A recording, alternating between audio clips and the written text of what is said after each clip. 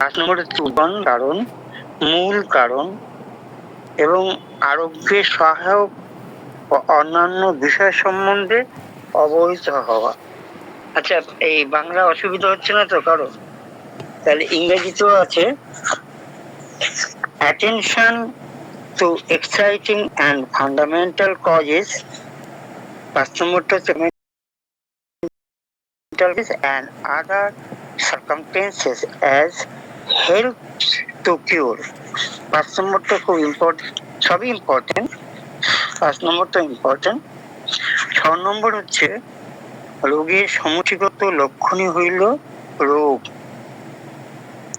For the physician, the disease consists only the totality of its symptoms। এটা হচ্ছে 6 নম্বরে। 7 নম্বর, ওই সকল বিষয় সূত্রে 5 নম্বর দিকে মন দিলেও আরোগ্য প্রদান করিতে হইলে চিকিৎসকের প্রয়োজন শুধু লক্ষণ সমষ্টিকে দূর করা। Whilst paying attention to those circumstances, aphorism 5, the physician needs to remove the totality of the symptoms in order to cure the disease। 8 নম্বরে হচ্ছে যদি সকল লক্ষণ অন্তর্হিত হয়, আভ্যন্তরিক রোগেও তাহা হইলে নিরাময় হয়। If all the symptoms be eradicated, the disease is always cured internally also। 9 নম্বর হচ্ছে 9 নম্বর একটা ভাইটাল ফোর্স। সুস্থ অবস্থায় একটি অতীন্দ্রিয় সূক্ষ্ম শক্তি, জীবনী শক্তি দেহযন্ত্রকে সঞ্জীবিত রাখে এবং সুস্থভাবে তাহাকে পরিচালনা করে। 10 নম্বর, এই শক্তি ব্যতি রেখে দেহ মৃত। ভাইটাল ফোর্স না থাকলে আমাদের দেহ মৃত। 11 নম্বরে রোগের জীবনী শক্তি মূলত পীড়িত হয় এবং তাহার রোগ যন্ত্রণাকে আভ্যন্তরীণ পরিবর্তন, অস্বাভাবিক অনুভূতি ও দেহযন্ত্রের ক্রিয়ার মাধ্যমে প্রকাশ করে। ডায়নামিক শব্দের ব্যাখ্যা। 12 নম্বরে হচ্ছে লক্ষণ সমষ্টি অন্তরিত হই জীবনী শক্তি পীড়া অর্থাৎ সামগ্রিক আভ্যন্তরীণ বা বাহ্য পীড়ার অবস্থা দূরীভূত হয়। 13, যে সকল রোগ অস্ত্র চিকিৎসার অধীন নহে সেগুলিকেও দেহের ভিতর পৃথকভাবে অবস্থিত চিন্তা করা অসঙ্গত। এই ধারণাই অ্যালোপ্যাথিকে এত ক্ষতিকর চিকিৎসা পরিণত করিয়াছে।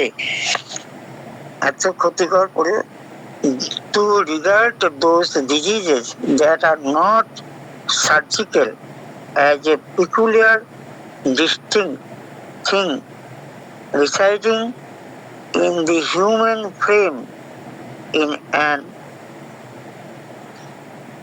absurdity which has rendered allopathy to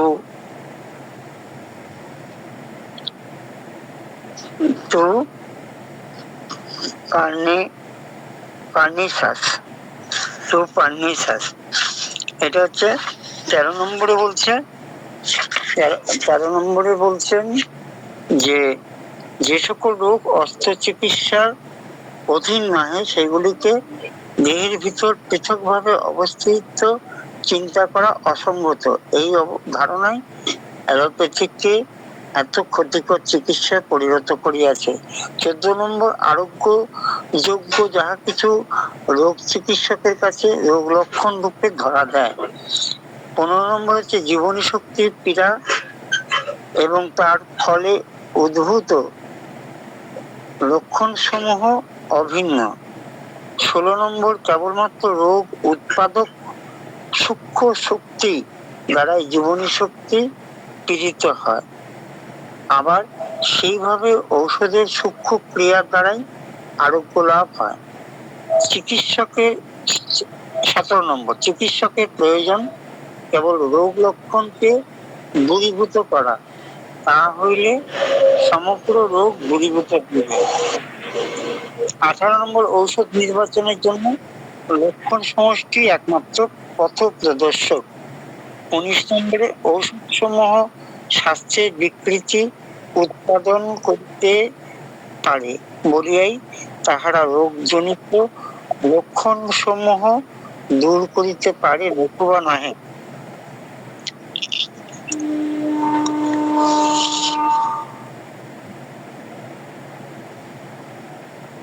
20 নম্বরে, ঔষধ সমূহের স্বাস্থ্যের বিকৃতি সাধন করিবার ক্ষমতা জানা যায় কেবলমাত্র তাদের সুস্থ শরীরের উপর ক্রিয়ার দ্বারা।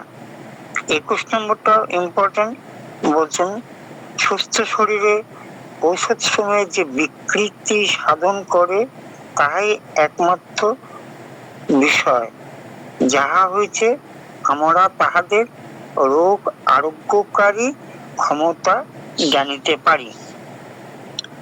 এটা হচ্ছে 21 নম্বরে, the morbid symptoms that medicine produce in healthy individual are the only thing where from we can learn their disease curing power. 21 নম্বরটা ইম্পর্টেন্ট বলেন।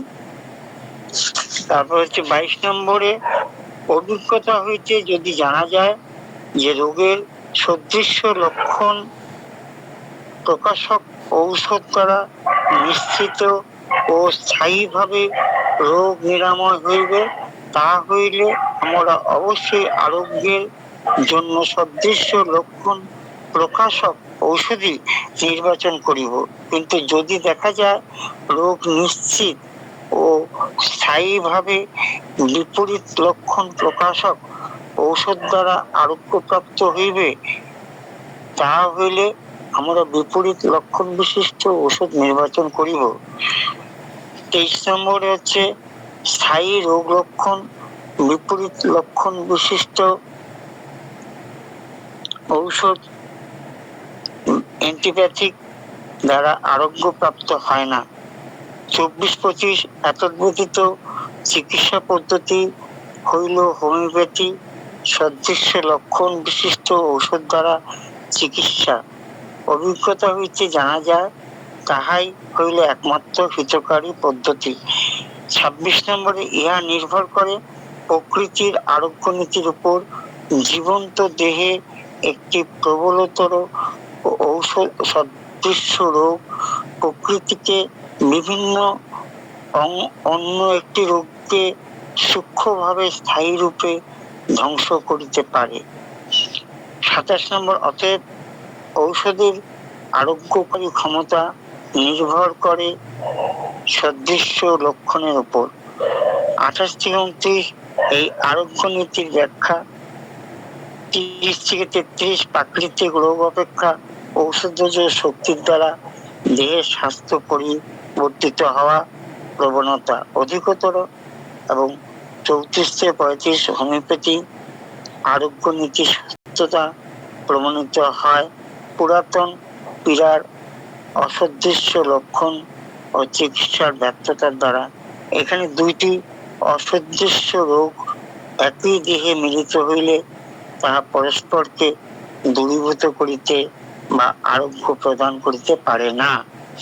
তাহলে 30 নম্বর থেকে বলছি, 30 থেকে 33, the human body is much more disposed to let its state of health be altered by medicine force than by natural disease. আর 34-35 হচ্ছে the currents of the homeopathic therapeutic law is shown in the want of success attending every and homeopathic treatment of a long-standing disease, and in this also the two natural diseases meeting together in the body, if they the if they be dissimilar to each other, do not remove or cure and one another. এই যে ব্যাপারটা হচ্ছে যে similar disease আর dissimilar disease, তাহলে আমরা similar disease কি আর dissimilar disease কি, এইটা যদি আমরা একটু বুঝি তাহলে আমাদের হোমিওপ্যাথিকে অনেকটা হচ্ছে জানা যাবে। যে প্রাকৃতিক একটা রোগ ঢুকেছে, প্রাকৃতিক রোগ যখন আমাদের শরীরের মধ্যে ঢুকলো, একটা সিমিলার, যখন ভাইটাল ফোর্স যখন অসুস্থ হয়ে গেল, অসুস্থ হয়ে পড়লো ভাইটাল ফোর্স, তখন ভাইটাল ফোর্স কি করবে, একটা সিমটম দিতে থাকবে, দুটো তিনটে চারটে পাঁচটা সিমটম দিচ্ছে। সিমটম দিচ্ছে কেন, যে তার ভিতর থেকে নিজেকে সার্ভাইভ করার জন্য। ভাইটাল ফোর্স আর জানে না যে বাইরে লোক আছে তাকে ওষুধ দেবে। আর আমরা কি জেনেছি, যেসব ওষুধ এরকমই সিমটমের ওষুধগুলো আছে, দ্যাট মিনস আর্টিফিশিয়াল ওষুধ তৈরি করার ক্ষমতা আমাদের আছে, আমাদের হাতে অস্ত্র আছে। আমাদের হাতে অস্ত্র মানে আজকে 200-250 আরো আগের থেকে যে হোমিওপ্যাথিক ওষুধগুলো দিয়েছে, সেগুলো যে লিপিবদ্ধ করেছেন, যেগুলো সেদিকে আমাদের তমান্না সাইন ম্যাম বলছিলেন যে এত বছর ধরে যে এই যে আমাদের ওষুধগুলো কাজ করে এসছে, মানে আমরা আর্টিফিশিয়াল ওষুধগুলোকে মুখস্থ করেছি, আমরা পারসিভ করেছি, সেটি আমাদের এভিডেন্স। সেটি হচ্ছে আমাদের, খুব সুন্দর লেগেছিল কথাটা, যে এই এভিডেন্সটা আমাদের রয়েছে যে এ সিমটম দিচ্ছে, বৃষ্টি ভিজে এসে প্রত্যেকের তো একই রকম রোগ হয় না, তাদের কারো হয়েছে জ্বর, কারো হয়েছে নিউমোনিয়া। কেন নিউমোনিয়া, ওর নিউমোনিয়া কেন হলো, ওর জ্বর কেন হলো, ওর ঠান্ডা জ্বর কেন হলো? হ্যাঁ, সে এই যে নিউমোনিয়া আর জ্বর, তবে এটার দরকার হচ্ছে সাসেপ্টিবিলিটি। এই সাসেপ্টিবিলিটি আছে বলে তার নিউমোনিয়ার দিকে গেছে, তার সাসেপ্টিবিলিটি আছে বলে সে ফুটবল খেলে বৃষ্টির মধ্যে এসে তার যে কমন কোল্ড বা cup and cold and common জ্বর মানে ফিভার হলো। এবার এই ফিভারের যে চরিত্র ভাইটাল ফোর্স দিচ্ছে, তার ওষুধ আমার আর্টিফিশিয়াল ডিজিজ গুলো রয়েছে হাতের মধ্যে।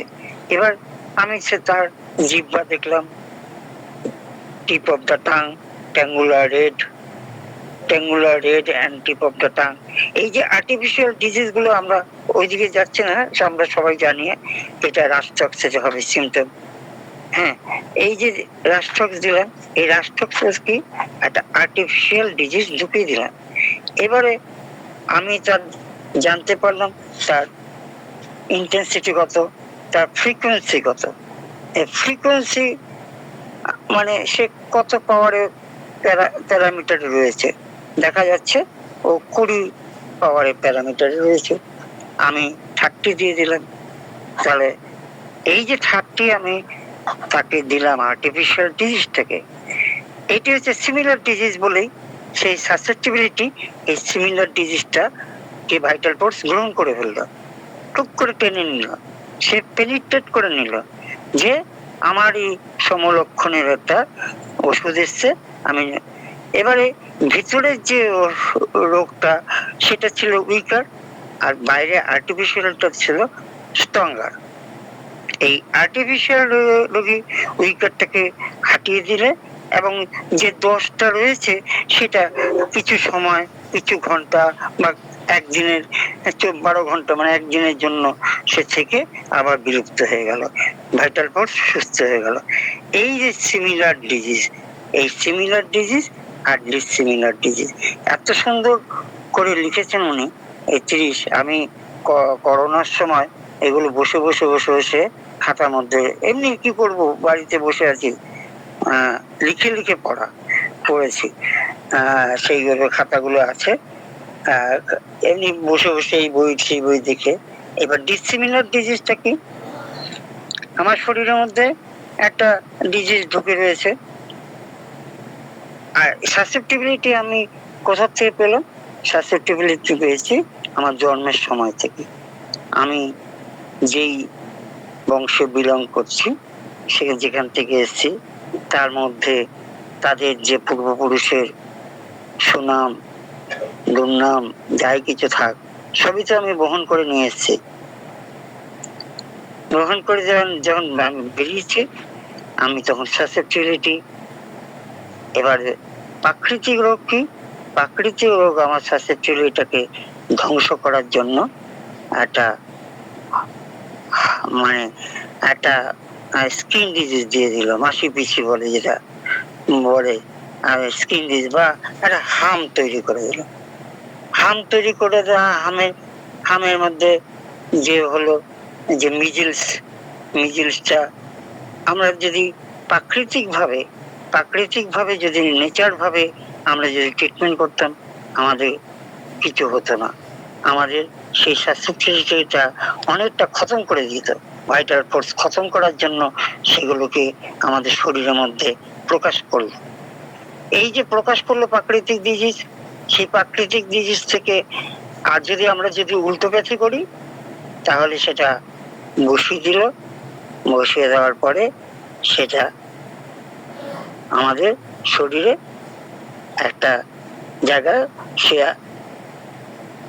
লুকিয়ে থাকলো বা আত্মগোপন করে থাকলো, বা পরবর্তী সময় দেখিয়ে দেবে মজাটা। এই হচ্ছে তার সাসেপ্টিবিলিটি। এখন মনে করেন সাসেপ্টিবিলিটি আরেকটা কি, এই যে যারা মেডিকেল পড়ছে, আমরা টিবি হসপিটালে আমরা ডিসেকশন করেছি। টিবি হসপিটালে যখন ডাক্তারবাবুরা যখন বিভিন্ন জায়গায় ওয়ার্ড গুলো ঘুরতে হয়, বিভিন্ন হসপিটাল ঘুরতে হয়, কেন হসপিটাল ঘুরতে হয়? কোথায় কোন ইনফ্রাস্ট্রাকচার আছে দেখার জন্য। সব জায়গার ইনফ্রাস্ট্রাকচার তো এক নয়। কোনখানে আছে শিশুদের বিভাগ, আমাদের বেলেঘাটে যেমন শিশুদের বিভাগ, আমাদের অমুকখানে নার্ভের ব্যাপার, অমুকখানে এইটা আছে, তমুকখানে এই সুবিধা আছে। এই জন্য ছাত্রদের বিভিন্ন হসপিটালে 7 দিন 10 দিন ধরে রাখে। তোমরা জেনে আসো, এবং তোমরা যখন প্র্যাকটিস করবে, যখন রাত বিরতে কোনো রোগী আসবে, তাকে কোথায় পাঠাবে? যদি সিরিয়াস কন্ডিশন হয়, তুমি একটা বাচ্চাকে নিশ্চয়ই মেডিকেলে পাঠাবে না, বাচ্চাকে আইডিতেই পাঠাবে, ইনফেকশন ডিজিজকে পাঠাবে। এইভাবে জানতে হয়। তাহলে তো প্রত্যেক ডাক্তার যদি জীবাণু হতো, তাহলে তো টিবি হসপিটালে যারা 50 জন ডাক্তার ঢুকতো, তা সবাই টিবিতে আক্রান্ত হতো। কিন্তু হচ্ছে না কেন? তার সাসেপ্টিবিলিটি নেই, সে ধরবে না, তাকে যে ঢুকবে না তার ভিতরে। আর যার সাসেপ্টিবিলিটি আছে, সে বাইরের থেকে কথা বললেই ঢুকে যায়। এই হচ্ছে সাসেপ্টিবিলিটি। তাহলে আমাদের একটা বৃষ্টিতে ভিজে বিভিন্ন রকম সিমটম, এগুলো হ্যানিম্যান ছাড়া কেউ বার করতে পারতো না মনে হয়। হ্যানিম্যানই বার করে দিয়েছেন যে কিভাবে রোগ হয়, কিভাবে একটা ডিসিমিলার ডিজিজ আর একটা ডিসিমিলার ডিজিজ যখন ঢোকে, তখন কিন্তু ওকে আরোগ্য করতে পারে না। কারণ আরোগ্য করতে পারে না কেন? সেই উইকার ডিসিমিলার ডিজিজটা স্ট্রঙ্গার ডিসিমিলার কাছে পরাজিত হয়ে চুপ করে বসে থাকে, চুপ করে দেহের মধ্যে থাকে। স্ট্রঙ্গার সে রাজত্ব করতে করতে যখন তার যে ভাইটাল ফোর্স তো সবসময় দেয়, যদি হোমিওপ্যাথিক ভালো ওষুধ দিতে পারেন, তাহলে তাকে যদি জব্দ করতে পারে, তখন আবার সেই উইকার ডিসিমিলার ডিজিজ ভেসে ওঠে, যে তখন আবার তাকে ট্রিটমেন্ট করতে হয়। তাহলে এখানে বলছে কি, যে হোমিওপ্যাথিক আরোগ্য নীতির সত্যতা প্রমাণিত হয় পুরাতন পীড়ার অসদৃশ্য লক্ষণ চিকিৎসার ব্যর্থতার দ্বারা। এখানে দুইটি অসদৃশ্য রোগ একই দেহে মিলিত হইয়া পরস্পরকে দূরীভূত করিতে বা আরোগ্য প্রদান করতে পারে না। 36 দেহে অবস্থিত, যখন আমি আবার এগুলো নিয়ে আলোচনা করব তখন ডিটেলসে যাব। দেহে অবস্থিত পুরনো রোগটি যদি সমান বলশালী ও প্রবলতর হয়, তাহা হইলে বিসদৃশ্য নতুন আগন্তুক রোগকে তাড়াইয়া দেয়। নতুন আগন্তুক রোগকে তাড়াইয়া দেয়। 37 সেই জন্য অসদৃশ্য চিকিৎসা চিররোগ যেমন ছিল তেমনই থাকে। অসদৃশ্য চিকিৎসা চিররোগ যেমন ছিল তেমনই থাকে। দুটো করে ওই অসদৃশ্য ওই যে ডিজিজ গুলো কি হয়, যখন দীর্ঘদিন থাকে তখন ওরা দুইজন বন্ধু হিসেবে থেকে গিয়ে আরো কমপ্লেক্স ডিজিজ তৈরি করে ফেলে। তারা তখন দুইজন ভাই ভাই হয়ে যায়, রয়েছে অনেকদিন ভাই ভাই হয়ে গিয়ে আরো দেহটাকে নষ্ট করে দেয়। 38 কিংবা আগন্তুক নতুন ব্যাধি যদি অধিকতর প্রবল হয়, তাহা হইলে যতদিন তাহার ভোগকাল থাকে পুরাতন রোগটিকে চাপা দিয়া রাখে, কিন্তু দূরীভূত করিতে পারে না। এই জন্য 39 নম্বর, এই জন্য অ্যালোপ্যাথিক ঔষধ দ্বারা প্রচন্ড চিকিৎসা চিররোগ সারে না। এই জন্য যারা অ্যালোপ্যাথিক যাবে, গাদা গাদা সমস্ত ওষুধ দেবে, ওদের তো অ্যান্টিবায়োটিক, তারপরে স্টেরয়েড, তারপরে তো এরপরে আরো আছে। সেই অ্যালোপ্যাথিক ওষুধে প্রচন্ড চিকিৎসা চিররোগ সারে না। কত বছর আগে উনি এই উপলব্ধি করে লিখে গেছেন। কেবল যতদিন ঔষধের ক্রিয়া চলে ততদিন চাপা থাকে, তাহার পর পুরাতন রোগটি আবার পূর্বের মতো বা বর্ধিত আকারে দেখা দেয়। 40 নম্বর, কিংবা নবাগত রোগটি অনেক দিন অবস্থানের পর বিসদৃশ্য পুরাতন রোগটির সহিত মিলিত হইয়া একটি জটিল রোগের সৃষ্টি করে, একটি অপরটিকে দূর করে না। যে কথা বলছিলাম, যদিও দুটি বিসদৃশ্য রোগের একই দেহে মিলন বিরল নহে, তথাপি তাহা বেশি দেখা যায় করা অ্যালোপ্যাথিক ঔষধের অযথা প্রয়োগে, যেখানে ঔষধজ রোগ পুরাতন প্রাকৃতিক বিসদৃশ্য রোগের সহিত জোট বাঁধে, ফলে চিররোগী অধিকতর পীড়িত হয়। 42 নম্বরে, এই সকল বিসদৃশ্য ব্যাধি পরস্পর জড়িত হইয়া দেহে আপন আপন স্থান বাঁচিয়া লয়। 43 থেকে 44, কিন্তু পূর্বের অবস্থিত কোন সদৃশ্য রোগের ক্ষেত্রে বলবত্তর অন্য কোন রোগের আবির্ভাবের ফল হয় অন্যরূপ। এই ক্ষেত্রে প্রথমটি দ্বিতীয়টির দ্বারা দূরীভূত হয় ও আরোগ্য প্রাপ্ত হয়। এই ঘটনার ব্যাখ্যা 45 নম্বর। এবং 46 নম্বরে সদৃশ্য প্রবলতর রোগের আকস্মিক আবির্ভাব দ্বারা চিররোগ সময়ের আরোগ্য প্রাপ্তির দৃষ্টান্ত। 47 থেকে 49, প্রাকৃতিক নিয়মে যে ক্ষেত্রে দুটি রোগের একই সঙ্গে আবির্ভাব ঘটে, সেখানে লক্ষণের সাদৃশ্য দ্বারা একটি অপরটিকে দূরীভূত করিতে পারে, বিসদৃশ্য লক্ষণ দ্বারা তাহা কখনোই সম্ভব নয়। চিকিৎসককে ইহাই শিক্ষা দেয় কোন প্রকারের ঔষধ ব্যবহার করিতে হইবে, অর্থাৎ হোমিওপ্যাথিক ছাড়া অন্য কিছু নহে। কবে লিখে গেছেন এবং কি করে চিকিৎসা করতে হবে, এইখান থেকে পড়লে আমরা পাবো।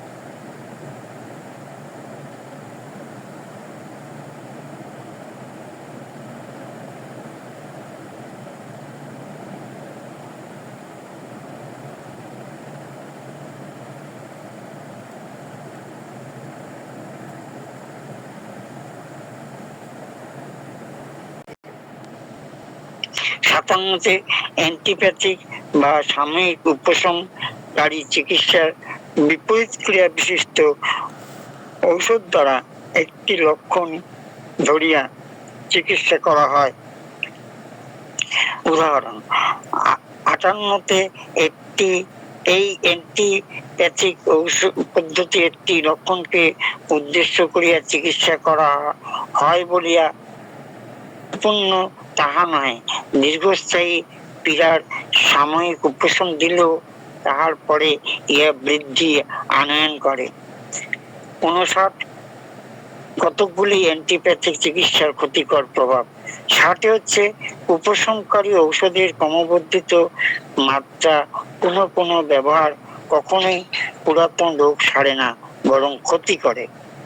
উপশমকারী ঔষধের ক্রমবর্ধিত মাত্রার পুনঃ ব্যবহারে কখনোই পুরাতন রোগ সারে না, বরং ক্ষতি করে। 60 নম্বর। 61 নম্বরে তাহা হইতে চিকিৎসকগণের বোঝা উচিত যে তাহা বিপরীত, অর্থাৎ হোমিওপ্যাথি উত্তম চিকিৎসা পদ্ধতি। 62 উপশমদায়ী চিকিৎসার অপকারিতা এবং হোমিওপ্যাথিক চিকিৎসার উপকারিতার কারণ প্রদর্শন। 63 নম্বর, তাহা নির্ভর করে ঔষধের মুখ্য ও জীবনী শক্তির গৌণ ক্রিয়ার পার্থক্যের উপর। এবার 64 নম্বর ইম্পর্টেন্ট হচ্ছে মুখ্য ও গৌণ ক্রিয়ার ব্যাখ্যা। মুখ্য ও গৌণ ক্রিয়ার ব্যাখ্যা, এটা হচ্ছে 64 নম্বরে একটা ইম্পর্টেন্ট। 9 নম্বরে পরে 64 নম্বর। 64 নম্বর হচ্ছে explanation of the primary and secondary action, explanation করেছেন। এবং 64 নম্বরে এক্সপ্লেনেশন করে প্রাইমারি অ্যান্ড সেকেন্ডারি অ্যাকশন। এবং 65 নম্বরে হচ্ছে উভয় দৃষ্টান্ত।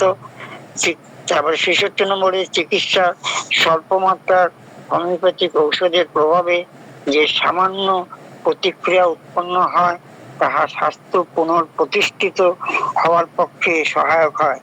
67 নম্বরে এই সকল সত্য হোমিওপ্যাথিক চিকিৎসার হিতকারিতা এবং অ্যান্টিপ্যাথিক চিকিৎসার অপকারিতা নির্দেশ করে। 68 নম্বরে এই সকল সত্য হইতে কেমন করিয়া হোমিওপ্যাথিক কার্যকারিতা প্রমাণ করা যায়। 69 অ্যান্টিপ্যাথিক চিকিৎসার ক্ষতিকারিতা এই সকল সত্য হইতে কিভাবে প্রমাণিত হয়। টিকা আছে, মানুষের চেতনার দুটি বিপরীত অনুভূতি পরস্পরকে প্রশমিত করে না, সেই জন্য রসায়নগারে দুটি বিপরীত ধর্মবিশিষ্ট বস্তুর মতো তাহারা নহে। 2 নম্বর উদাহরণ দ্বারা তাহার প্রমাণ। 70 নম্বর হচ্ছে হোমিওপ্যাথিক চিকিৎসা পদ্ধতি সার মর্ম বর্ণনা। এই 70 নম্বর একটা ইম্পর্টেন্ট।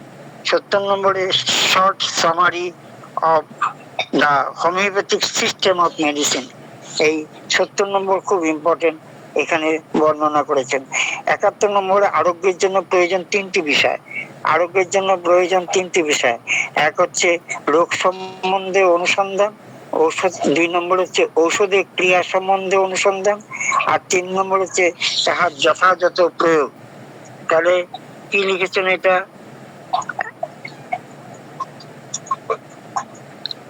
71 নম্বর যে 71 নম্বর, the 3 points necessary of curing: the investigation of the disease, 2 number the investigation of the effects of the medicine, and 3 number their appropriate employment. এই appropriate employment এটা হচ্ছে 71 নম্বরের থেকে আমরা জানতে পারবো। এবার 12 নম্বর, রোগ সম্বন্ধে সাধারণ পরিচয়, অ্যাকুইট ও ক্রনিক। এবারে 73, 74, 75 এগুলো দৃষ্টান্ত। 76 জীবন শক্তি, যদি তখন যথেষ্ট পরিমাণে শক্তি থাকে তবেই ক্ষতিপূরণ সম্ভব এবং তাও সময় সাপেক্ষ।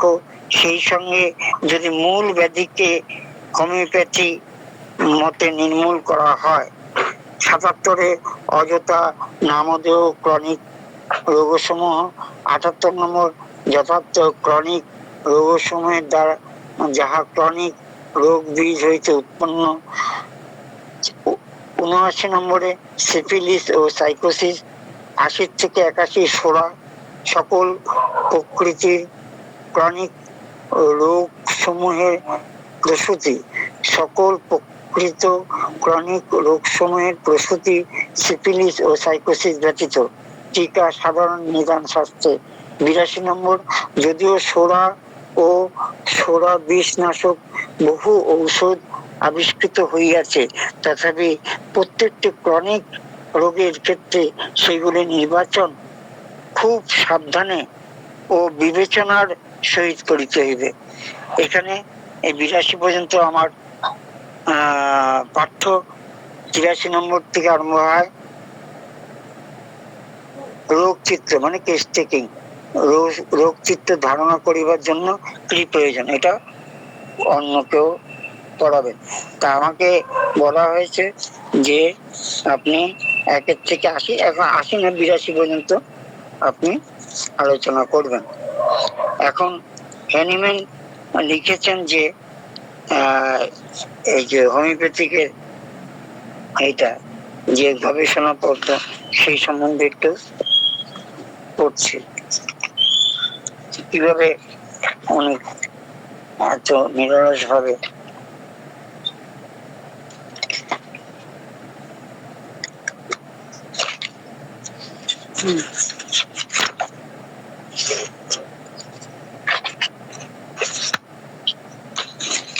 organon of medicine. What do you know about organon of medicine by Hahnemann? Aim and object.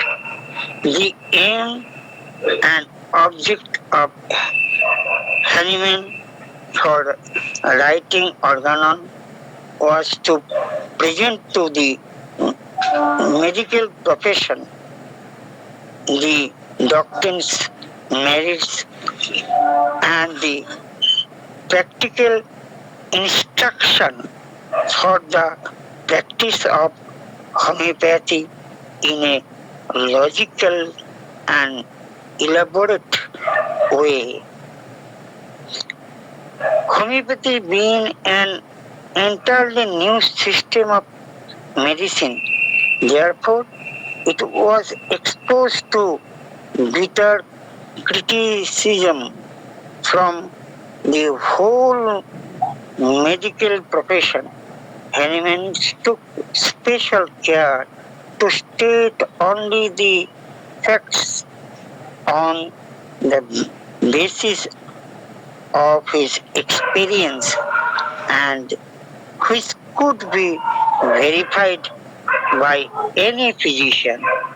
Title: the title of the book was called as Organon of the Rational Art of Healing in the first edition of the Organon, which was published in 1810, but from the second edition onward to the fifth one, and title was changed to Organon of the Healing Art. The title of the sixth edition was again changed to Organon of Medicine, but the word organon remained a constant title throughout all the edition of the book. Organon means system or plan.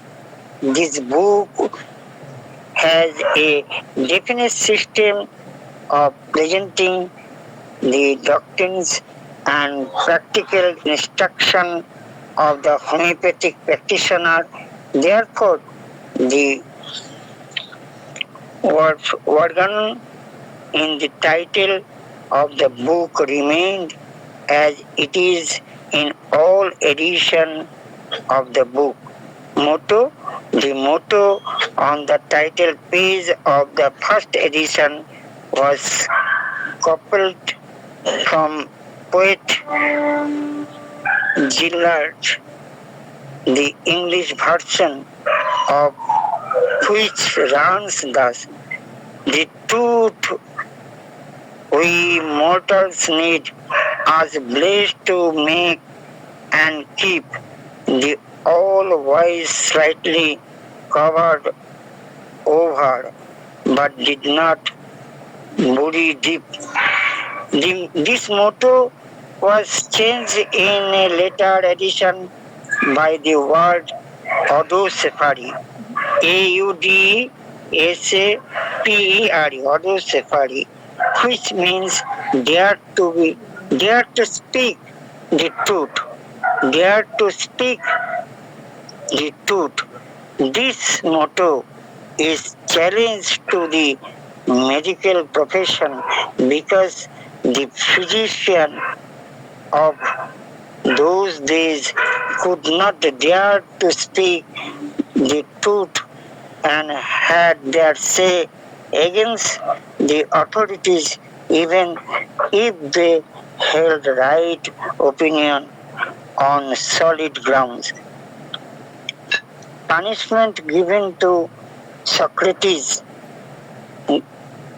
Galileo, and Martin Luther were known to Hahnemann.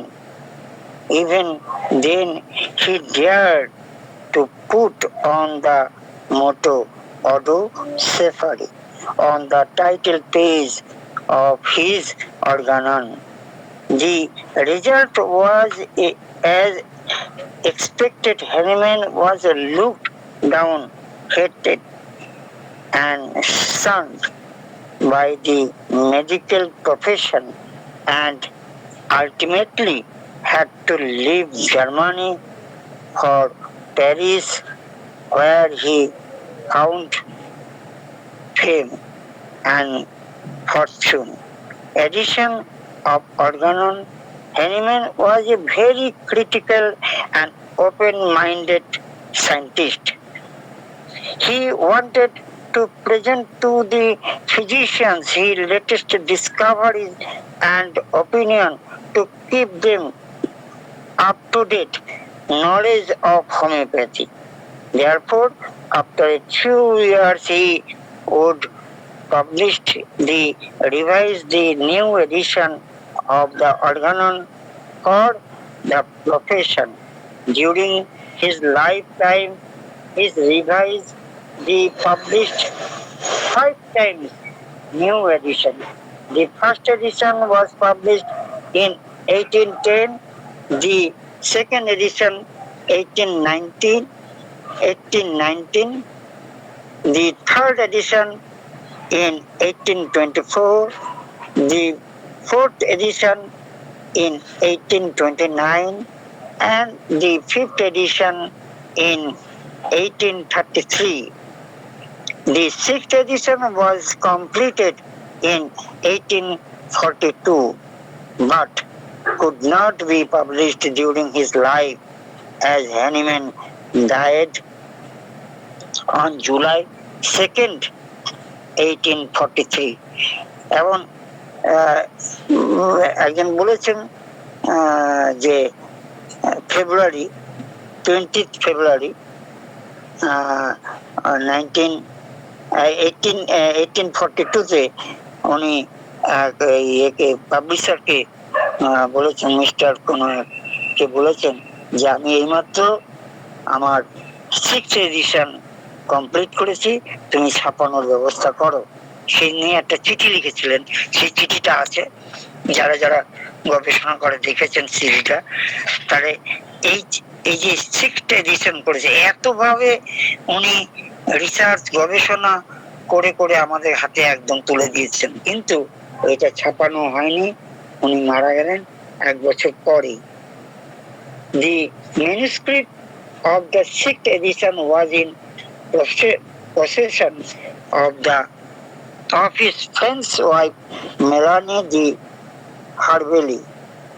She was very greedy and wanted an exorbitant price for the manuscript. Hence, nobody could purchase the sixth edition. Madame Henneman died in 1878. Long after her death, at last, Dr. William Borick purchased the manuscript of the book from the grandson of Henneman, translated the book in English, and published the sixth edition in December 1921. 1921. Style: the book is written in the form of the series of aphorisms.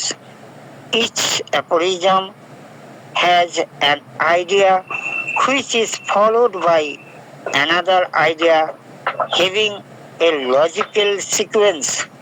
There are no chapters as it occurs in the present the style of the books. এটা হচ্ছে organon of position. Question হচ্ছে, what do you know about organon of medicine by Hahnemann? এই কোশ্চেনের answer এটা বললাম sir.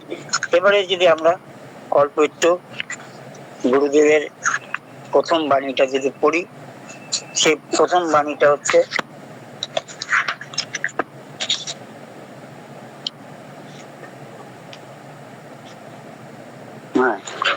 প্রথম হচ্ছে অ্যাপোরিজম। প্রথম সূত্রটা হচ্ছে, the physician's high and only missions is to restore the sick, to heal, to cure, as it is termed. The physician, প্রতিটি কথায় ব্যাখ্যা করতে গেলে অনেকক্ষণ লেগে যাবে। কেন লেগে যাবে? The physician high and only mission, এখানে কিন্তু এম দেয়নি, মিশন দিয়েছে। এম হলে কি হলো, ওই গেলাম, টাকা নিলাম, শুনলাম, হু করে শুনলাম, গায়ে হাত দিলাম না, ওষুধ লিখে দিলাম, সেটা হবে না। মিশন, মিশনারির মতন তাকে সেবা করতে হবে, তার সমস্ত কিছু দেখতে হবে, দরকার লাগলে রাত জাগতে হবে। Mission to restore the sick, এই সিক কথাটাই তো আমাদের কেন সাহেব প্রায় কত পৃষ্ঠা লিখে গেছেন তার ফিলোসফির প্রথমেই। দি সিক, যে সিক কথাটা মানে করতে গেলে একটা চ্যাপ্টারই করে দিয়েছে। তাহলে to help, two cure, as it is term, যে কথা হয়েছিল। তাহলে এটা সিক মানে তো বুঝলেন, কি বুঝলেন সবাই? আমরা সিক, কারণ কি সিকের লাস্টের দিকে আছে কি, will and understanding. Will and understanding, উইলটা কি আমাদের ইচ্ছা, আন্ডারস্ট্যান্ডিং বোঝা।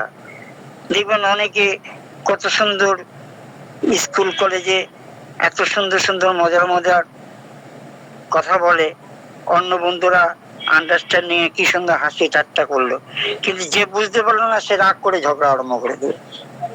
এরকম আমাদের ট্রেনে বাসে যাওয়া যায়, এবার যে একটু রেগে গেল তাকেই সবাই পিছন থেকে মানে আরো রাগাতে চেষ্টা করলেন। এরকম খেলাটা বেশ ভালোই জমে ট্রেনে বাসে, বিভিন্ন আড্ডাখানায়। তা এই যে ব্যাপারগুলো, সেগুলো হচ্ছে আন্ডারস্ট্যান্ডিং। এবার আন্ডারস্ট্যান্ডিং এর মধ্যে অনেক ভাগ আছে, কিভাবে মানুষের বিরক্তি তাদের। আচ্ছা, বাংলাটা দেখছি, বাংলাটার মধ্যে লিখেছেন ত্রিগুণনাথ বন্দ্যোপাধ্যায়, চিকিৎসকের মহৎ এবং ও একমাত্র উদ্দেশ্য হইল রোগীকে স্বাস্থ্যে ফিরাইয়া আনা, যাহাকে বলা হয় আরোগ্য বিধান করা, করে আরোগ্যে যে অ্যাজ ইট ইজ টার্ম যে এক নম্বরে একটা দেওয়া আছে, এই এক নম্বরে একটা ব্যাখ্যা করা আছে যে আরোগ্যটা কিভাবে বিধান করতে হবে, সেই নিয়ে বিশদ আলোচনা আজকে কি করব না এখানে রাখবো? স্যার আজকে এই পর্যন্ত থাক স্যার। যাই হোক, আমি তো নিরাশ ভাবে বলেছি, কে কিরকম নিলেন একটু ফিডব্যাক দেন।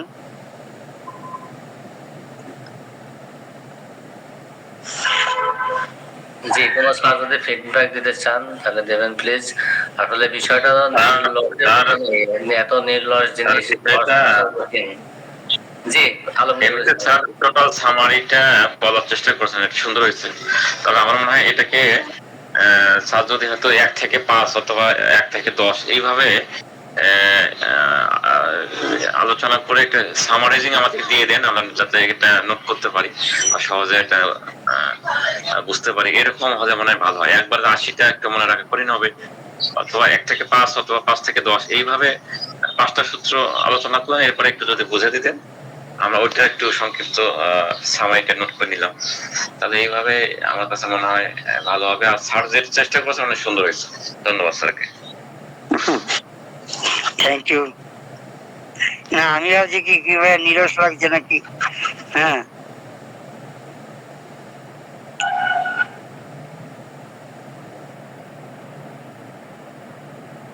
না স্যার ঠিক আছে, অসুবিধা নেই। অগ্রহণ তো একটু দুজনেই পড়তে হবে, একটু দুজনেই পড়তে হবে, তবে এটা আমাদের খুবই প্রয়োজনীয়। লেগে থাকবো ইনশাআল্লাহ।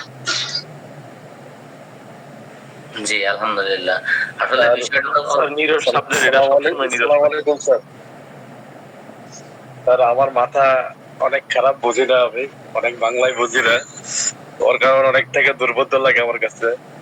আমার কেমন যেন চাওয়া হয় যদি নিজের মতো করে কেউ বলতে পারতো, খুব ভালো লাগতো। আসলে একটু কঠিন লাগে আমার কাছে এটা। আচ্ছা ওইটা তো ভালো করে না বুঝলে তো পরবর্তী ওষুধ কিভাবে দেব, কিভাবে সিমিলার ওষুধ কিভাবে, প্রত্যেকটা তো ব্যাখ্যা করে গেছেন উনি। এই জন্য আপনি ওই আমাদের স্যারের মতন যেগুলো আপনার সূচিপত্র দেখে দেখে, হ্যাঁ, কোনটার থেকে শুরু করবেন, এই জন্য ওই ইন্ডেক্সটাকে বলা হলো। যা হয়তো আপনি প্রাইমারি অ্যাকশন সেকেন্ডারি অ্যাকশনটা বুঝবেন, এবার 64 নম্বরে চলে যান, আপনি ভাইটাল ফোর্স সম্বন্ধে বুঝবেন। আমি ভাইটাল ফোর্স সম্বন্ধে একটা লেকচার দিয়েছিলাম, ভাইটাল ফোর্স সম্বন্ধে বিভিন্ন মানে সেমিনারের থেকে করে এই আমাদের হলিস্টিক গ্রুপেই ভাইটাল ফোর্স সম্বন্ধে পড়েছিলাম সেটা। তারপরে 1 নম্বরে পরিজন থেকে 5 নম্বরে কি আছে সেটা যদি আমরা দেখে এগোতে পারি। 5 নম্বরটা খুব ইম্পর্টেন্ট। 5 নম্বরে আছে যে attention to exciting and fundamental causes and other circumstances has helped to cure.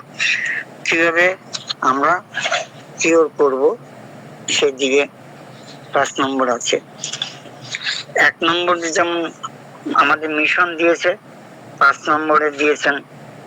আচ্ছা 2 নম্বর তো জানেনই সবাই।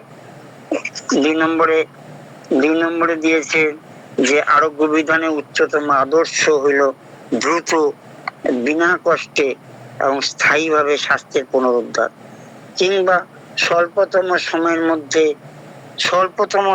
মধ্যে সর্বাপেক্ষা নির্ভরযোগ্য নির্দোষ উপায়ে সহজবোধ্য নীতির সাহায্যে সামগ্রিকভাবে রোগের দূরীকরণ ও বিনাশ। এই যে কথাটা বলল, আপনি একটা একজিমার ক্ষেত্রে গেলেন বা স্কিন ডিজিজের উপরে গেলেন, এবার স্কিন ডিজিজের উপরে গিয়ে আপনি তার ভাইটাল ফোর্স সম্বন্ধে জানেন না, বা রোগের সম্বন্ধে ডিজিজ সম্বন্ধে জানেন না, বা ডিজিজটা কত গভীর আছে সেটা জানেন না, সে কোন মায়াজম সেটা জানি না, সে কোন জেনেটিক্সে আছে সেটা জানি না, করলাম কি সে না বুঝে শুনে একারে সালফার 1N দিয়ে বসলাম। এবার 1N দিলে পরে সে শরীরের সমস্ত জায়গায় তাকে কলা পাতায় শোয়াতে হবে, চামড়া এত বেরিয়ে যাবে, তা অ্যাগ্রাভেশন হয়ে যাবে। তার ভাইটাল ফোর্স কোন লেভেলে রয়েছে। আচ্ছা শুনেছেন বাচ্চা আছে, বাচ্চাদের হাই পাওয়ার দেওয়া যায়, কিন্তু কোন রোগে কোন সময় হাই পাওয়ার কি হবে এই সমস্ত গুলো, যেমন অ্যালোপ্যাথি কি হসপিটালে ঘোরায়, আমাদের তো এখানে আহ, মানে 3 বছর 4 বছর পড়তে পড়তেই চেম্বার দিয়ে বসে। আরে করেছো কি চেম্বার দিয়ে বসে, কি তুমি অ্যানাটমি জানো না, ফিজিওলজি জানো, প্যাথোলজি জানো? তা আমাদের এখানে একজন কলেজের প্রিন্সিপাল ছিলেন, যারা এরকম 3 বছর 4 বছর পরে বাড়িতে গ্রামের দিকে করতেন, তারা যখন নিমন্ত্রণ বলে, না না নিমন্ত্রণ কি, তুমি পাস করো, চেম্বার পাস করে রেজিস্ট্রেশন পাও, তারপরে তুমি চেম্বার করো, আমি তোমার নিমন্ত্রণ রক্ষা করবো। এমনি কেন নিমন্ত্রণ রক্ষা করবো, তুমি একটা কিছু জানো না? তা এই যে সে যে একটা হোমিওপ্যাথিকে বদনাম করলো, এবার কি হলো, রুগী এসে কথা বললো যে তো দিন দিন বাড়ছে, হ্যাঁ হোমিওপ্যাথি একটু বেড়ে কমে, হোমিওপ্যাথি একটু বেড়ে কমে। এটা আমাদের এসপি স্যার একটা ইয়েতে সায়েন্স সিটিতে একটা লেকচার শুনতে গেছিলাম, উনি বলছেন বেড়ে কমে মানে, যেখানে সেকেন্ডে সূত্রে কি লেখা আছে বেড়ে কমে, কি বলেছে সেকেন্ডে বলেছে ভদ্রভাবে বিনা কষ্টে স্থায়ী ভাবে, হ্যাঁ সেখানে বেড়ে কমে বলছো কেন? The highest ideal of cure is rapid, মানে দ্রুততার সাথে, জেন্টেল ভদ্রভাবে, and permanent restoration of health or removal and annihilation of the disease in its whole extent in the shortest and most reliable, most harmless way, কোনো বিনা কষ্টে harmless way, or easily comprehensible principle। তাহলে সেখানে তুমি বলছো বিনা কষ্টে বেড়ে কমে, এদিক দিয়ে বেড়ে কমে করতে হতে রুগীটাই শেষ হয়ে গেল। 3 নম্বরে উনি কি বলছেন যে কি কি জ্ঞান রাখতে হবে, কি কি জ্ঞান রাখতে হবে, এটা একটা বিরাট ভাষ্য আছে 2 নম্বরে। 3 নম্বরে বলছে যে কি কি জ্ঞান রাখতে হবে। If the physician clearly perceive what is to be cured in diseases, that is to say, in every individual case of disease, knowledge of the disease indication, if he clearly perceives what is curative in medicine, that is to say, in each individual medicine, knowledge of medicine, knowledge of medicinal power, and if he knows how to adapt according to clearly defined principles what is curative in medicine to what he has discovered to be undoubtedly morbid in the patient, so that the recovery must ensue to adapt it as well in respect to the suitability of the medicine most appropriate according to its mode of action to the case before him, choice of remedy, remedy কি, ডাক কি, medicine কি, তাহলে choice of remedy, the medicine indicated, as also in respect to the exact mode of preparation and quantity of the required power, required proper dose, and the proper period for repeating the dose. If finally he knows the obstacle to recovery in each case and is aware how to remove them so that the restoration may be permanent, then he understand how to teach judiciously and rationally, and he is true practitioner of the healing art. তাহলে এই যে 3 নম্বরটা কি বললো? 3 নম্বরটা বললো যে যদি চিকিৎসকের কষ্ট বোধ থাকে, পীড়া, অর্থাৎ প্রত্যেক রোগীর ক্ষেত্রে কি সারাইতে হইবে ব্যাধির সম্বন্ধে জ্ঞান, যদি তিনি জানেন ভেষজ সময়ের, অর্থাৎ প্রত্যেকটি ভেষজের ভিতরে কি আরোগ্য শক্তি নিহিত আছে, ভেষজ শক্তি সম্বন্ধে জ্ঞান, যদি তিনি জ্ঞাত থাকেন রোগীর ভিতরে যাহা পীড়া বলিয়া নিঃসন্দেহে জানা গিয়াছে, তাহার উপর কেমন করিয়া স্পষ্ট ধারণা যুক্ত নীতি অনুসারে ভেষজের আরোগ্য শক্তিকে প্রয়োগ করিতে হয়, যাহার ফলে আরোগ্য কার্য শুরু হইবে, এবং ভেষজটি ক্রিয়া প্রণালী অনুসারে রোগীর উপর প্রয়োগের যোগ্যতা সম্বন্ধে তার সুনির্বাচিত কিনা ঔষধ নির্বাচন, এবং তাহা ছাড়া ইহা প্রস্তুত করিবার ঠিক পদ্ধতি, কি পরিমাণে প্রয়োজন মাত্রা, এবং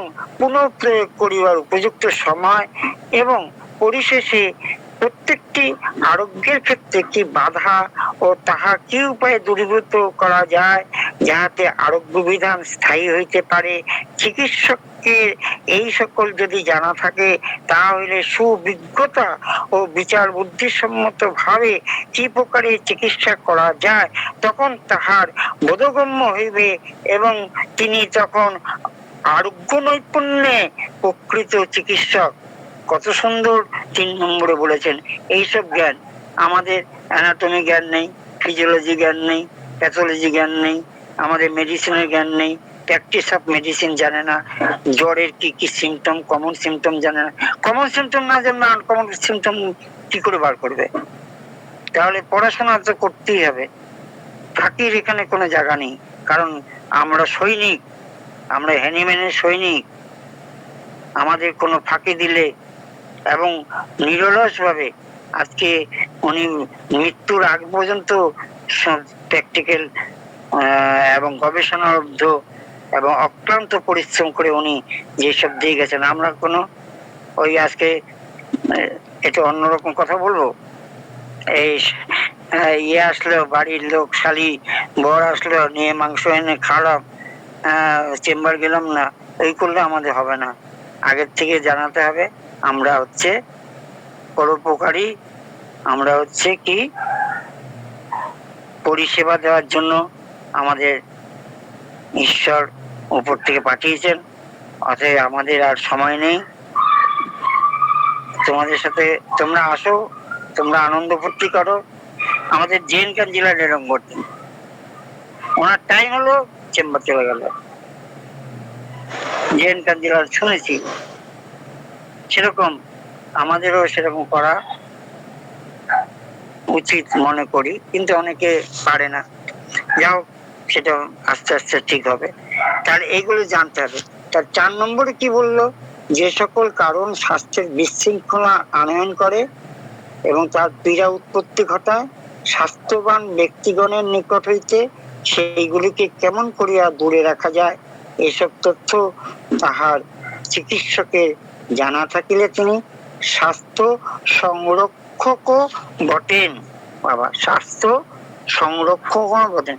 ইংরেজিটা পড়লে পরে কি হয় যে কিছু কিছু অনেক সময় এই যে practice of medicine, knowledge of disease, indication, এগুলো ইংরেজি বাংলা ঠিক হয়ে গেল। আচ্ছা, 4 নম্বরে হি likewise the preserver of health, if he knows the things that derange health and causes disease, and how to remove them from person in health. 5 নম্বরে useful to the physicians in assisting him to cure are the particulars of the most probable exciting causes of the acute disease, as also the most significant point in the whole history of the chronic disease to enable him to discover its fundamental cause, which is generally due to chronic miasm. In this investigation, the ascertainable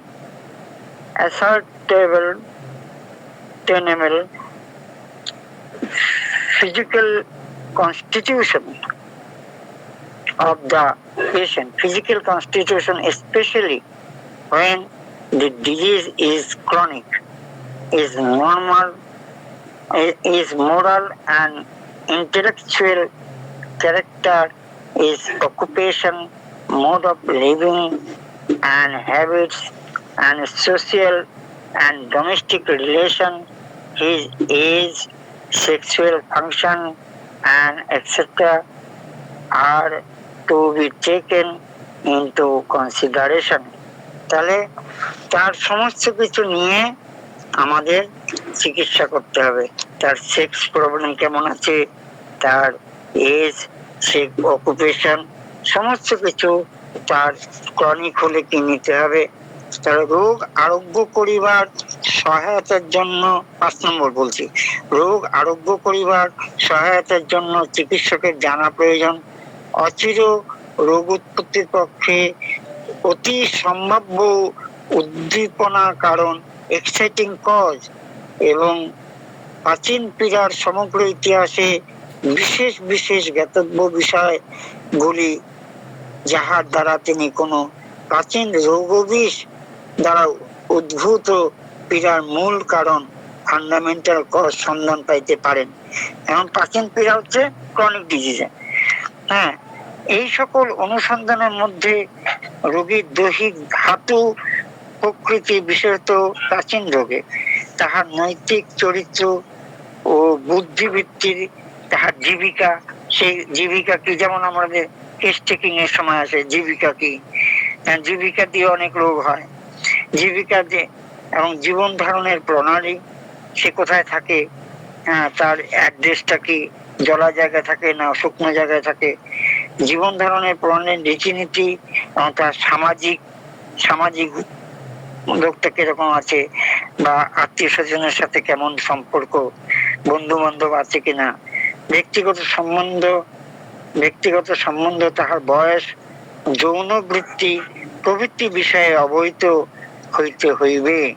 3 থেকে 5 মধ্যে যে ভাষ্য আছে, রোগ বিজ্ঞান প্রকৃত চিকিৎসক হইতে হইলে যে জ্ঞানের প্রয়োজন তাহা এই কয়টি সূত্রে হ্যানিম্যান উল্লেখ করিয়াছেন। অর্গানন শিক্ষার মর্মকথা এই কয়েকটি সূত্রে প্রকাশ পাইয়াছে। হ্যানিম্যানের মতে চিকিৎসকের সর্বপ্রথম এবং সর্বপ্রধান প্রয়োজন হইল আরোগ্য বিজ্ঞানী, থেরাপিউটিস্ট, আরোগ্য বিজ্ঞানী হওয়া। যে প্রকার জ্ঞানের সহায়তায় হ্যানিম্যানের সময়ে চিকিৎসকগণ চিকিৎসা কার্যে ব্রতী হইতেন, তাহার ত্রুটি ও বিফলতা হ্যানিম্যান বুঝিয়াছিলেন।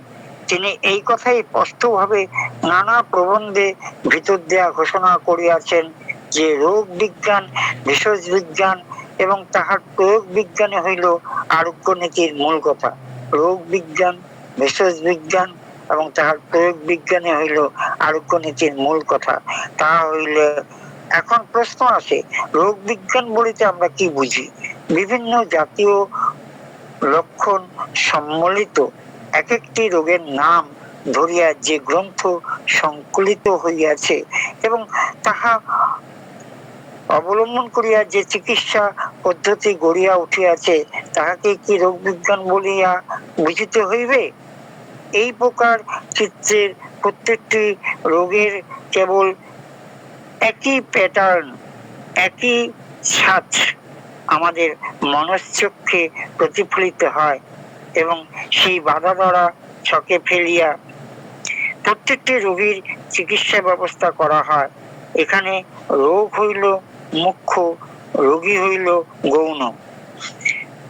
সাধারণভাবে একটি নির্ধারিত ছকে ফেলিয়া কোনো রোগীর একই প্রকার চিকিৎসা ব্যবস্থা প্রবর্তন চিকিৎসকের পক্ষে সহজ হইতে পারে, কিন্তু তাহাতে শিল্পী সুলভ চিকিৎসা কলা নৈপুণ্যের কোনো স্থান নেই। সেখানে শিল্পী সুলভ আর্ট নেই, সেখানে চিকিৎসা কলার নৈপুণ্যের কোনো স্থান নেই। প্রত্যেক মানুষের যেমন আকৃতিগত বিভিন্নতা আছে, তেমনি আছে তাহার ধাতু ও প্রকৃতিগত পার্থক্য। সুতরাং সংকলিত গ্রন্থে রোগের যে বর্ণনা থাকে, তাহাতে সামগ্রিকভাবে রোগচিত্র পাওয়া গেলেও রোগীর প্রকৃতিগত বৈশিষ্ট্যের সঙ্গে তাহার ঠিক মিল খুঁজিয়া পাওয়া যায় না। রোগীকে আশ্রয় করিয়া রোগের প্রকাশ, নতুবা রোগের নিজস্ব কোনো পৃথক সত্তা বাস্তব জগতের কল্পনা করা যায় না। প্রত্যেক মানুষের ব্যক্তিসত্তার যেমন পার্থক্য রইয়াছে, তেমনি একই নামধেয় রোগের বিভিন্ন প্রকাশে যে বৈচিত্র্য থাকিবে, তাহাতে কোনো সন্দেহ থাকিতে পারে না। এই বৈচিত্র্যের প্রতি উপেক্ষা বা অবহেলাই হইল চিকিৎসা বিফলতার মূলীভূত কারণ। হ্যানিম্যান তাহাই এখানে বলিয়াছেন। সুতরাং চিকিৎসার সফলতা লাভ করিতে হইলে রোগের বহিরঙ্গ চিত্র সম্বন্ধে যেমন জ্ঞান থাকা চাই, তেমনি রোগীর ব্যক্তিগত বৈশিষ্ট্যগুলি প্রত্যক্ষ করা প্রয়োজন। সেই জন্য হ্যানিম্যান তৃতীয় সূত্রে প্রত্যেক রোগীর ব্যক্তিগত ক্ষেত্রে আরোগ্যের বিষয় কি তাহা চিকিৎসককে স্পষ্টভাবে হৃদয়ঙ্গম করিতে নির্দেশ দিয়াছেন। সকল রোগীকে এক ছকে না ফেলিয়া প্রত্যেকটি রোগীর সম্বন্ধে পৃথক ভাবে প্রত্যক্ষ জ্ঞানলাভ করাই হইল হোমিওপ্যাথিক চিকিৎসার বৈশিষ্ট্য, তাহাই হইল আরোগ্য বিজ্ঞান। এই যাবৎকাল রোগ সম্বন্ধে শুধু নানা গবেষণা ও তাত্ত্বিক আলোচনা হইয়াছে বটে, কিন্তু তাহা রোগীর ব্যক্তিত্বকে উপেক্ষা করিয়া হ্যানিম্যান সর্বপ্রথম আমাদের দৃষ্টি রোগীর দিকে ফিরাইলেন। রোগীর বিষয়ে প্রত্যক্ষ জ্ঞানলাভ সম্বন্ধে নির্দেশ দিতে গিয়া হ্যানিম্যান পার্সিভ কথাটি ব্যবহার করিয়াছেন। পার্সিভ কথাটির ভিতরে শুধু জানা ছাড়া আরো কিছু গভীর ব্যঞ্জনা আছে। জানার ভেতরে আছে শুধু বুদ্ধি ও যুক্তি ক্রিয়া, কিন্তু পার্সিভ কথাটার ভিতরে প্রত্যক্ষ বোধের ইন্দ্রিয়গ্রাহ্য অনুভবের অর্থ প্রকাশ পায়। কোন অখণ্ড ব্যক্তি সত্তাকে শুধু তাহার বিষয় বা বস্তুগত জ্ঞান দ্বারা জানা যায় না। তাহাকে সম্পূর্ণভাবে জানিতে হইলে তাহার ব্যক্তি মানুষকে অনুভূতির ভিতর দিয়া বোধ করিতে হইবে। হ্যানিম্যান সেই জন্যই পার্সিভ কথাটি এখানে বিশেষ অর্থে ব্যবহার করিয়াছেন। তাহা হইলে আরোগ্যের বিষয় এখন কি দাঁড়াইল? হ্যানিম্যান সেই প্রশ্নের সমাধানে বলিতেছেন, জীবনী শক্তি কোন অতীন্দ্রিয় বিরুদ্ধ শক্তির দ্বারা বিক্ষিপ্ত হইলে রোগের উৎপত্তি হয়, এবং সেই রোগের প্রকাশের একমাত্র পথ হইল দেহের অনুভব শক্তি এবং স্বাভাবিক ক্রিয়াসমূহকে বিপর্যস্ত করিয়া। এই অস্বাভাবিক লক্ষণ সমষ্টি প্রত্যক্ষ বোধের মধ্যেই নিহিত আছে আরোগ্য বিজ্ঞান, এবং তাহাই হইবে চিকিৎসকের একমাত্র জ্ঞাতব্য বিষয়। রোগীর শয্যাস্পার্শে বসিয়া যে সকল লক্ষণ সংগ্রহ করা যায়, তাহারই মধ্যে ফুটিয়া ওঠে রোগীর চিত্র। এই বাস্তব চিত্রেই পাওয়া যায় রোগের স্বরূপগত প্রকাশ। রোগের সেই স্বরূপগত লক্ষণ সমষ্টিকে সম্পূর্ণরূপে ও স্থায়ীভাবে দূরীভূত করার নামই হইল আরোগ্য বিধান। রোগের বিষয়গত অন্যান্য লক্ষণ